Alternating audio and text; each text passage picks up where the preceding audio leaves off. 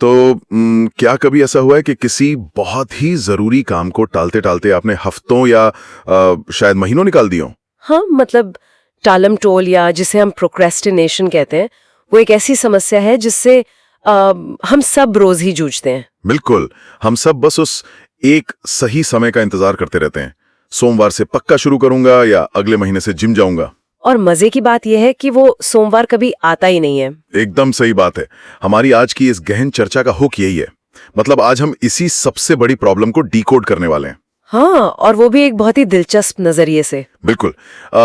सोचिए, अगर कोई आपसे कहे कि जो बदलाव आप सालों में नहीं कर पाए वो सिर्फ 48 घंटों में मुमकिन है, तो क्या आप मानेंगी? सुनने में तो ये किसी जादू जैसा लगता है, पर मुझे पता है कि इसके पीछे गहरा विज्ञान है। हाँ, आज की हमारी चर्चा का मिशन भी यही है। हमारे पास जो भी नोट्स और मनोवैज्ञानिक रिसर्च हैं, हम उनकी गहराई में जाएंगे। हम देखेंगे कि कैसे 48 घंटे का एक सर्वाइवल मोड इंसान की पूरी सोच और काम करने की क्षमता को जड़ से बदल सकता है।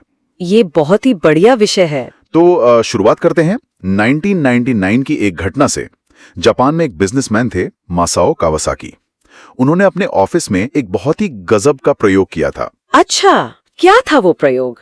उन्होंने 50 कर्मचारियों को 2 ग्रुप्स में बांट दिया और उन्हें एक बहुत ही महत्वपूर्ण प्रोजेक्ट दिया। ठीक है।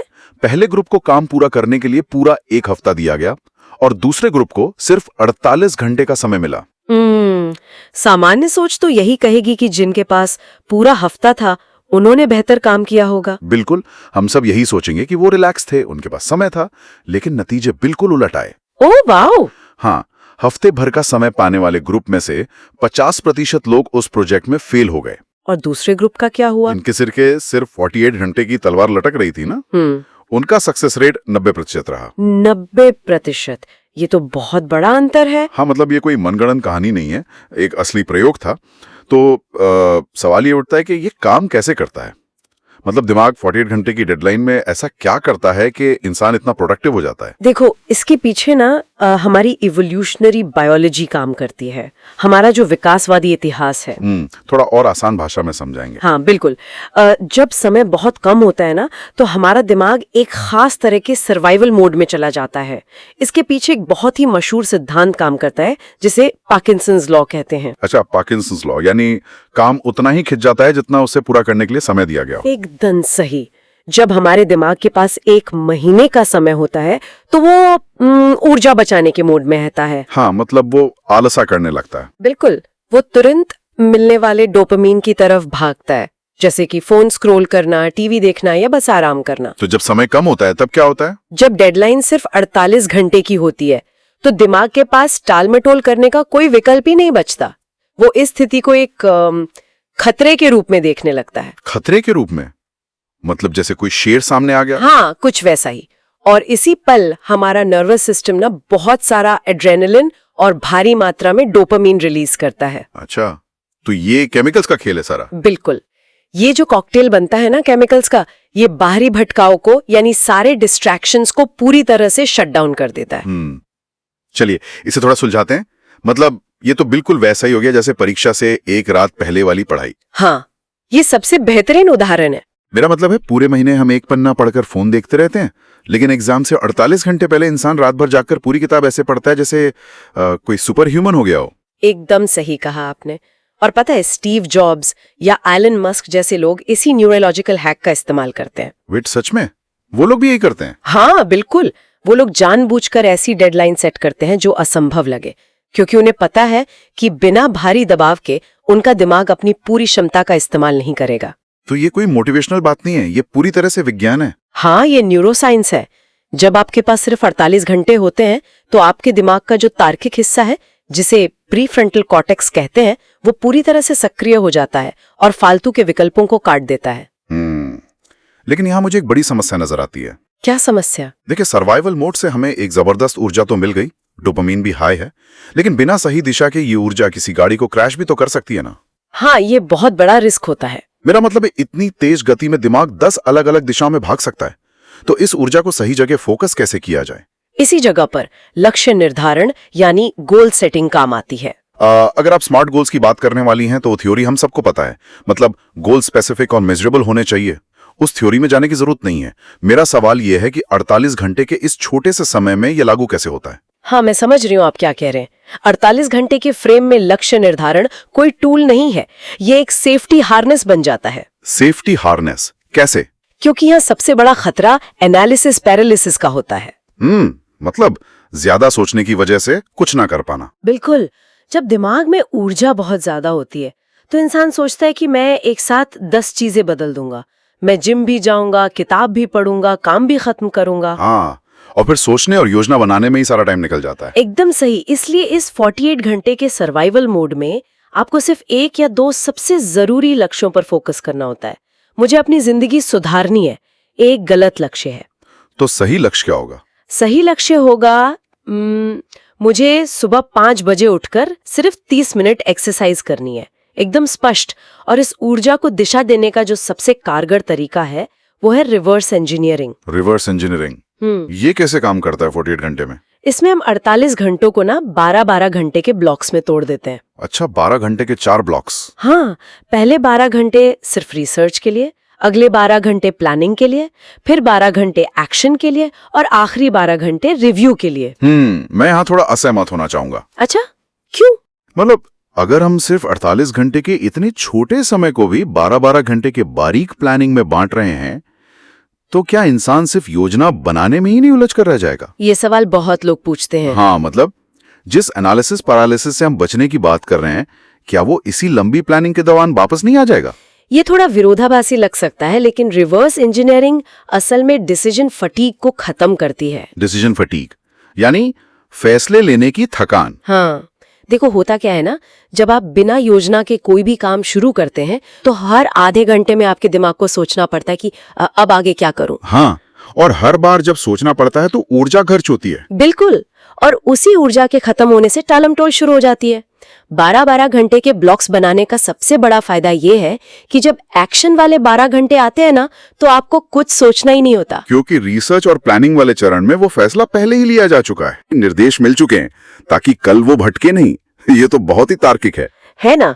ये बहुत ही प्रैक्टिकल तरीका है। लेकिन मान लीजिए योजना बन गई, दिशा भी मिल गई, लेकिन क्या हो अगर किसी इंसान की अपने बारे में सोच ही बहुत नकारात्मक हो? आप माइंडसेट की बात कर रहे हैं। हाँ, अगर कोई इंसान अवचेतन रूप से खुद को हमेशा एक आलसी इंसान ही मानता है, तो दुनिया की कोई भी रिवर्स इंजीनियरिंग काम नहीं करेगी। योजना धरी की धरी रह जाएगी। इस पुरानी पहचान को सिर्फ 48 घंटे में कैसे तोड़ा जाए? यहीं पर सबसे दिलचस्प बात आती है। यहाँ आइडेंटिटी शिफ्ट यानी पहचान बदलने का मनोविज्ञान काम आता है। पहचान बदलना मतलब खुद को कुछ और मानना? हाँ, अक्सर लोग अपनी आदतों को बदलने की कोशिश करते हैं, अपनी पहचान को नहीं।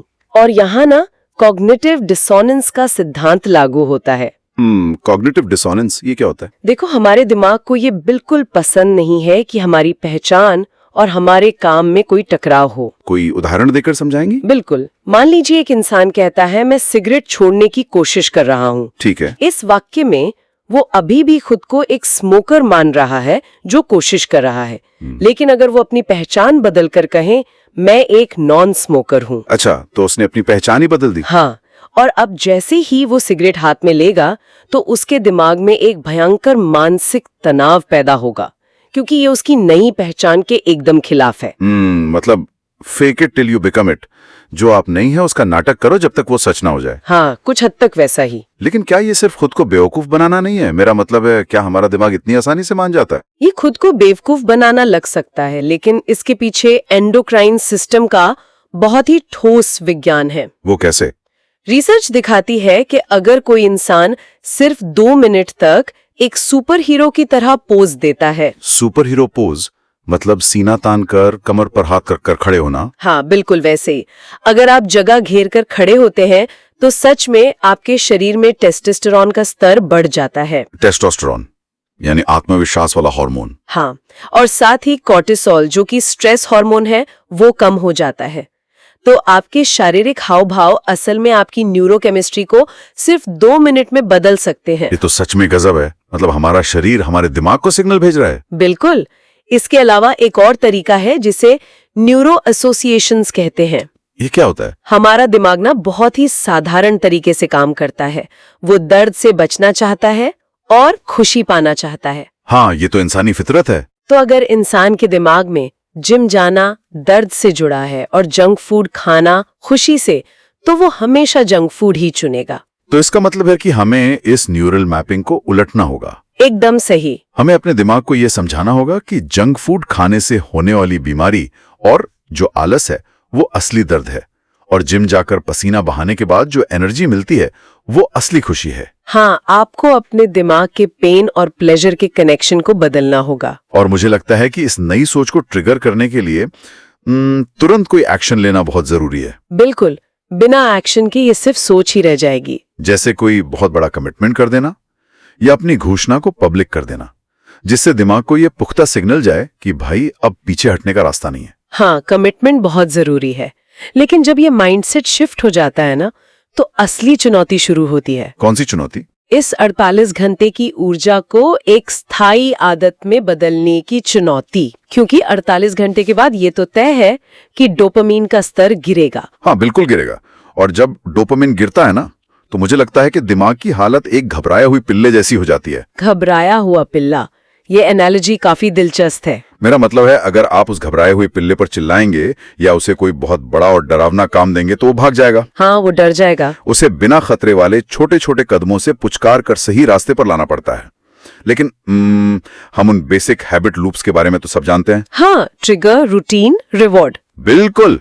तो सवाल यह है कि इस घबराया हुए दिमाग से बिना लड़े एक नई आदत या न्यूरल वायरिंग कैसे बनाई जाए? आपने जो वो घबराए हुए पिल्ले वाली बात कही ना, अगर हम उसे न्यूरोलॉजी में देखें तो वो असल में हमारे दिमाग का अमिगडाला है। अमिगडाला, जो डर को कंट्रोल करता है? हाँ, ये हमारे दिमाग का वो हिस्सा है जो खतरे का अलार्म बजाता है। अच्छा। जब आप कोई बहुत बड़ा लक्ष्य तय करते हैं, जैसे आज से मैं रोज 1 घंटा कसरत करूंगा, तो अमिगडाला इसे एक बड़े खतरे या भारी बदलाव की तरह देखता है। और फिर वो हमें काम करने से रोक देता है? बिल्कुल, वो अलार्म बजा देता है। यहीं पर 2 मिनट का नियम उस अमिगडाला को बाईपास करने में मदद करता है। बाईपास करना मतलब अमिगडाला को पता भी न चले? हाँ, आप अपने दिमाग से कहते हैं, मुझे 1 घंटा कसरत नहीं करनी, मुझे बस 2 मिनट के लिए अपने रनिंग शूज पहनने हैं। और ये इतना छोटा कदम है कि अमिगडाला को कोई खतरा महसूस नहीं होता। एकदम सही, खतरे की कोई घंटी नहीं बजती। तो अगर मैं इसे हैबिट स्टैकिंग के नजरिए से देखूं? हाँ, हैबिट स्टैकिंग भी इसमें बहुत काम आती है। तो क्या हम असल में दिमाग की आलसी फितरत का फायदा उठा रहे हैं? क्योंकि दिमाग नई न्यूरल वायरिंग बनाने में फालतू की ऊर्जा तो खर्च नहीं करना चाहता। एकदम सही। न्यूरोसाइंस में इसे सिनेप्टिक प्रूनिंग और प्लास्टिसिटी कहते हैं। थोड़ा आसान भाषा में देखो, जो आदतें आप सालों से कर रहे हैं ना, जैसे सुबह उठकर ब्रश करना, उनके रास्ते दिमाग में एक पक्के हाईवे की तरह मजबूत हो चुके हैं। हाँ, उसके लिए हमें सोचना नहीं पड़ता। बिल्कुल। तो अगर आप कोई नई आदत डालना चाहते हैं, तो आपको जंगल में नया रास्ता बनाने की मेहनत करने की जरूरत नहीं है। तो क्या करें? आप बस उस नई आदत को पुरानी आदत के हाईवे से जोड़ देते हैं। अच्छा, जैसे ब्रश करने के तुरंत बाद मैं 2 मिनट ध्यान लगाऊंगा। हाँ, ये हैबिट स्टैकिंग बिना किसी एक्स्ट्रा मानसिक ऊर्जा के नई आदत को आपके रूटीन में फिट कर देती है। ये तो बहुत ही स्मार्ट तरीका है। और इसके साथ ही एनवायरनमेंट डिजाइन बहुत अहम भूमिका निभाता है। एनवायरनमेंट डिजाइन मतलब अपने आसपास की चीजों को बदलना। हाँ, जैसे अपने आसपास से जंक फूड हटा देना और हेल्दी स्नैक्स सामने रखना, ताकि गलत काम करना बहुत मुश्किल हो जाए और सही काम करना बहुत आसान। आदतों का विज्ञान तो अच्छे से समझ आ गया, लेकिन एक बात है जो मुझे खटक रही है। क्या बात? बार बार इन अच्छी आदतों के रास्ते में एक अदृश्य दीवार आ जाती है। हाँ। वो है हमारी पुरानी कमजोरियां। आप डर और इनसिक्योरिटी की बात कर रहे हैं? हाँ, जैसे फेल होने का डर या हर बात में बहाने बनाने की फितरत। हम अपनी आदतों को स्टैक तो कर लेंगे, लेकिन इस गहरे बैठे डर का क्या करें? ये दीवार असल में हमारे अवचेतन मन यानी सबकॉन्शियस की देन है। तो इसे कैसे तोड़ें? जब तक कमजोरियां आपके अवचेतन में छिपी रहती है ना, वो आप पर नियंत्रण रखती हैं। इसका सबसे पहला और वैज्ञानिक समाधान है अपनी कमजोरी को कागज पर लिखना। सिर्फ लिखने से क्या होगा? जब आप अपनी कमजोरी को लिखते हैं, तो आप उसे अपने इमोशनल ब्रेन यानी उसी अमिगडाला से निकालकर लॉजिकल ब्रेन में भेज देते हैं। ओह, मतलब प्रीफ्रंटल कॉर्टेक्स में? बिल्कुल। अब वो डर कोई भावना नहीं रह जाता, बल्कि सुलझाने के लिए एक लॉजिकल समस्या बन जाता है। तो इसे सुलझाने का तरीका क्या है? क्या सिर्फ लिख लेने से समस्या खत्म हो जाएगी? नहीं, सिर्फ लिखने से नहीं, लिखने के बाद सिस्टम को एक शॉक देना होता है। शॉक? बिजली का झटका नहीं ना? नहीं, अचानक कोई ऐसा बड़ा कदम उठाना जिसके आपके दिमाग को बिल्कुल उम्मीद ही ना हो। कोई उदाहरण? मान लीजिए किसी की कमजोरी है कि वो लोगों के सामने अपनी बात रखने से डरता है। ठीक है, सोशल एंजाइटी। तो 48 आवर के इस सर्वाइवल मोड में उसका टारगेट होना चाहिए कि वो 5 अजनबियों से बात करेगा। बाप रे, ये तो दिमाग के लिए एक भयंकर शौक होगा। मुझे तो अभी से पसीने आ रहे हैं ये सोचकर। हाँ, ये बहुत बड़ा शौक है और इसी शौक को बर्दाश्त करने के लिए हम माइक्रो विन्स यानी छोटी जीतों का इस्तेमाल करते हैं। माइक्रो विन्स मतलब अगर अजनबियों से बात करने में पसीने छूट रहे हैं तो पूरा भाषण देने की जरूरत नहीं है। नहीं, बिल्कुल नहीं। तो सिर्फ 10 सेकंड के लिए जाकर समय पूछ लेना या बस मौसम के बारे में कोई राय रख देना भी चलेगा? बिल्कुल। जब आप वो 10 सेकंड का काम कर लेते हैं ना, तो दिमाग में डोपामीन का एक छोटा सा स्पाइक आता है। अच्छा, और वो स्पाइक क्या करता है? ये स्पाइक दिमाग को विश्वास दिलाता है कि ये डर आपसे बड़ा नहीं है, आप इसे हरा सकते हैं। बहुत खूब। और जब इंसान इन छोटी जीतों के जरिए अपने डर पर नियंत्रण पा लेता है, तब वो इस 48 घंटे के फ्रेमवर्क को असल जिंदगी में उतारने के लिए तैयार हो जाता है। हाँ, जैसे कि एक नया इनकम सोर्स बनाने में। बिल्कुल। ये इस पूरे कॉन्सेप्ट का सबसे प्रैक्टिकल हिस्सा है। देखिए, यहाँ मुझे आपको थोड़ा रोकना पड़ेगा। अच्छा, क्यों? क्योंकि यहीं पर ये पूरी थ्योरी ना थोड़ी वो इंटरनेट वाली हाइप जैसी लगने लगती है। आप ऐसा क्यों कह रहे हैं? मेरा मतलब है 48 घंटे में आदतें सुधारना या डर का सामना करना समझ आता है, लेकिन 48 घंटे में एक पूरा बिजनेस खड़ा करना या इनकम सोर्स बनाना, हाँ, सुनने में अजीब लगता है। क्या ये सच में मुमकिन है या ये सिर्फ एक वो क्लिकबेट दावा है जिससे लोग बस मोटिवेट हो जाएं? आपका ये सवाल पूछना बिल्कुल जायज है। और मैं साफ कर दूं, ये 48 घंटे का चैलेंज कोई रातों रात करोड़पति बनने की स्कीम बिल्कुल नहीं है। हाँ, क्योंकि 48 घंटे में तो कोई साम्राज्य खड़ा नहीं हो सकता। एकदम सही। ये 48 घंटे में विशाल साम्राज्य खड़ा करने के बारे में नहीं है। ये असल में इनर्शिया यानी जो आपकी जड़ता है उसे तोड़ने और एक मोमेंटम शुरू करने के बारे में है। अच्छा, मोमेंटम शुरू करना। हाँ, सबसे बड़ी समस्या ये है कि लोग एक फिक्स्ड इनकम या सिर्फ नौकरी वाले माइंडसेट में बुरी तरह फंसे होते हैं। उन्हें लगता है कि पैसा कमाने के लिए बहुत सारा पैसा चाहिए। हाँ, उन्हें लगता है भारी इन्वेस्टमेंट, कोई फैंसी डिग्री या महीनों की प्लानिंग चाहिए। ये जो परफेक्शनिज्म का कीड़ा है ना, ये असल में प्रोक्रेस्टिनेशन का ही एक रूप है जो बस अच्छे कपड़े पहनकर आ गया है। ये बहुत गहरी बात कही है आपने। परफेक्शनिज्म भी टालमटोली है। तो 48 घंटे में हम इस परफेक्शनिज्म को कैसे मारते हैं? देखिए, इस छोटी सी समय सीमा में आपके पास परफेक्ट होने का समय ही नहीं होता। हाँ, सोचने का टाइम ही कहाँ है? आपको बस अपनी मौजूदा ताकत को पहचानना होता है। क्या आप अच्छी वीडियो एडिटिंग कर सकते हैं? क्या आपकी राइटिंग अच्छी है? फिर क्या करें? फिर आप उन मॉडल्स को चुनते हैं जहां इन्वेस्टमेंट जीरो हो, जैसे फ्रीलांसिंग, डिजिटल प्रोडक्ट बेचना या ऑनलाइन कंसल्टिंग। और इससे 48 घंटे में कैसे बांटें? दिन 1 सिर्फ रिसर्च करने और एक दिशा चुनने के लिए होता है। और दूसरा दिन? दिन 2 का लक्ष्य होता है पहला कदम उठाना, चाहे वो अपवर्क या फाइवर पर पहली प्रोफाइल बनाना हो या अपने पहले क्लाइंट को एक ईमेल भेजना हो। अच्छा, मतलब सिर्फ शुरुआत कर देना। हाँ, ये 48 घंटे का शौक उस फिक्स्ड माइंडसेट की दीवार में पहली दरार डाल देता है। ठीक है, मान लिया हमने दीवार में दरार डाल दी, सिस्टम को शॉक मिल गया, डर से सामना हो गया और एक मोमेंटम भी बन गया। हाँ, शुरुआत हो गई। लेकिन हर मोमेंटम के साथ एक बहुत ही कड़वी सच्चाई जुड़ी होती है। वो क्या? तीसरे या चौथे दिन वो शुरुआती 48 घंटे का सारा जोश और वो जो डोपामीन का नशा था ना, वो उतरने लगता है। ये बिल्कुल सच है। वो नया प्रोजेक्ट अब एक बोरिंग रूटीन लगने लगता है। तो जब मोटिवेशन पूरी तरह से खत्म हो जाए तो इंसान कंसिस्टेंसी या निरंतरता कैसे बनाए रखे? ये बहुत ही क्रिटिकल पॉइंट है। यहाँ पर आकर 90% लोग हार मान लेते हैं। हाँ, क्योंकि जोश खत्म हो जाता है। क्योंकि वो बोरियत बैरियर यानी बोरियत की दीवार से टकराते हैं। लोगों को लगता है कि जब किसी काम में मजा आना बंद हो जाए तो शायद वो काम उनके लिए बना ही नहीं है। जबकि असल में ऐसा नहीं है। बिल्कुल नहीं। न्यूरोलॉजिकली जब किसी नए काम की नॉवेल्टी यानी नयापन खत्म हो जाता है तो डोपामीन वापस अपने नॉर्मल लेवल पर आ जाता है। तो ये कोई फेलियर नहीं है, बस दिमाग की केमिस्ट्री है। एकदम सही। ये कोई व्यक्तिगत विफलता नहीं है और यहीं पर अनुशासन यानी डिसिप्लिन की असली भूमिका शुरू होती है।